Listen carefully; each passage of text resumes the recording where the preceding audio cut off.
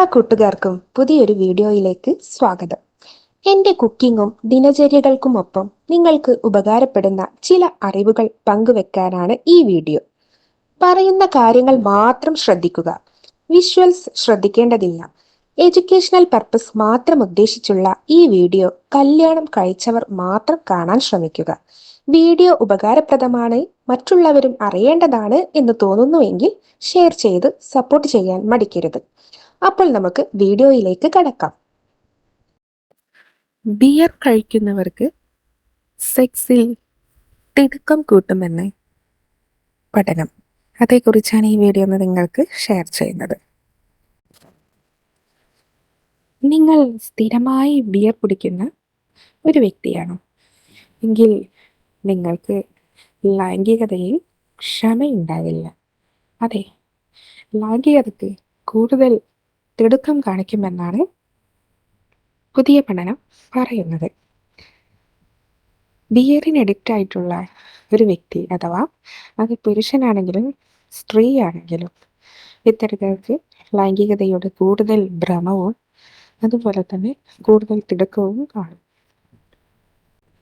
പെട്ടെന്ന് തന്നെ ലൈംഗികതയിൽ കടക്കുകയും പെട്ടെന്ന് തന്നെ ലൈംഗിക സമാപ്തി നേടുകയും ചെയ്യും ഇത്തരക്കാർ.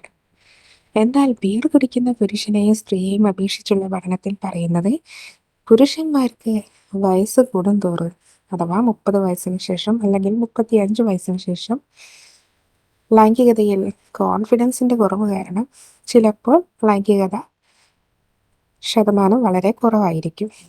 എന്നാൽ സ്ത്രീകൾക്ക് 30-35 വയസ്സോടുകൂടി ലൈംഗികതയ്ക്കുള്ള അമിതമായ ആഗ്രഹം കൂടുകയും ചെയ്യുന്നു.